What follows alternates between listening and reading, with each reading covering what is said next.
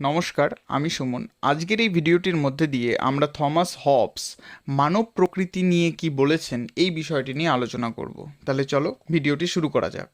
Thomas Hobbes 1588 সালে জন্মগ্রহণ করেন। তিনি একজন বিশিষ্ট ইংরেজ দার্শনিক ছিলেন। 1651 সালে তার একটি বিখ্যাত গ্রন্থ প্রকাশিত হয় যার নাম লেভিয়াথান।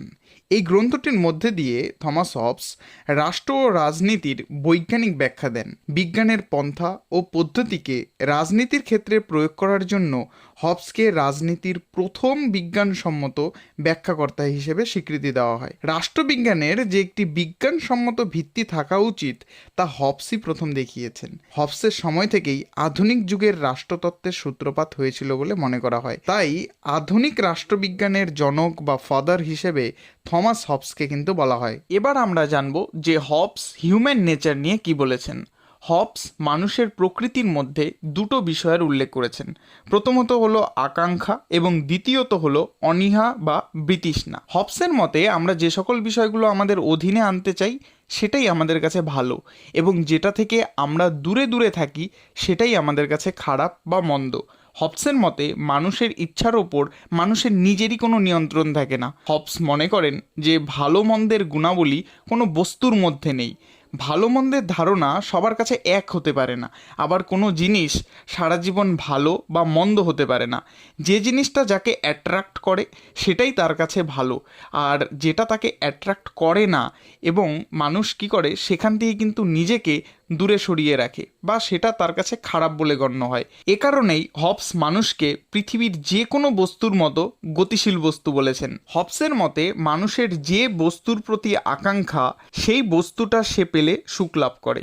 ম্যাকিয়াভেলির মতো হবসও মনে করত সুখ লাভের হাতিয়ার হলো ক্ষমতা। হবস মনে করেন যে মানুষ যতদিন না মারা যাচ্ছে ততদিন পর্যন্ত তার ক্ষমতার প্রতি লোভ দূর করা যায় না। হবসের মতে মানুষে মানুষে ঝগড়া, বৈষম্য এই সব কিছুর সৃষ্টির মূলে প্রধানত তিনটি কারণ রয়েছে। প্রথমত হলো প্রতিটি মানুষের একই বাসনা এবং সেটাকে পাওয়ার জন্য মানুষে মানুষের প্রতিযোগিতা।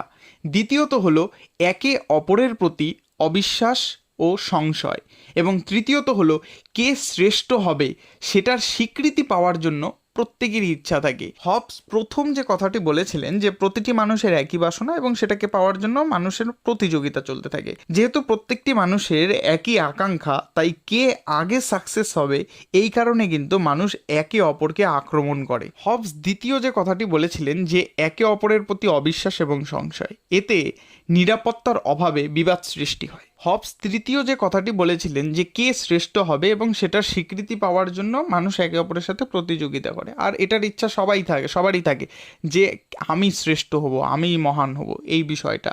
ঠিক আছে, তো এই যে এই সম্মান লাভের আশায় এক ব্যক্তি অপর ব্যক্তিকে কিন্তু ল্যাং মারতে দ্বিধাবোধ করে না, আর প্রত্যেকটি মানুষই ভয়ের বেড়াজালে আবদ্ধ।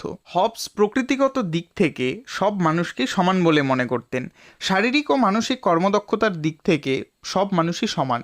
তিনি স্বীকার করতেন শরীর ও মনের দিক থেকে মানুষের সঙ্গে মানুষের পার্থক্য থাকতে পারে, তবে সেটি গুরুত্বহীন, কারণ শারীরিক দিক থেকে যে ব্যক্তিটি দুর্বল সেও কিন্তু বিভিন্ন কৌশল অবলম্বন করে অথবা কারো সাথে ষড়যন্ত্র করে যে শারীরিক দিক থেকে শক্তিমান বা যার শক্তি বেশি, শারীরিক বল যার বেশি, সেই বলবান ব্যক্তিকেও কিন্তু একজন দুর্বল মানুষ আঘাত করতে পারে। হবস মনে করতেন যেহেতু সব মানুষই সমান এবং সবাই একই জিনিস পেতে চায়, সেহেতু এর থেকে মতবিরোধ, সংঘর্ষ, শত্রুতা এবং কলহের সৃষ্টি হয়। প্রতিটি মানুষের মধ্যে প্রায় একই ধরনের শক্তি ও বুদ্ধি থাকায় কেউই নিজের সিকিউরিটিটাকে এনশিওর করতে পারে না। হবসের মতে অন্যের সঙ্গে থেকে মানুষ কষ্ট ছাড়া আর কিছুই পায় না।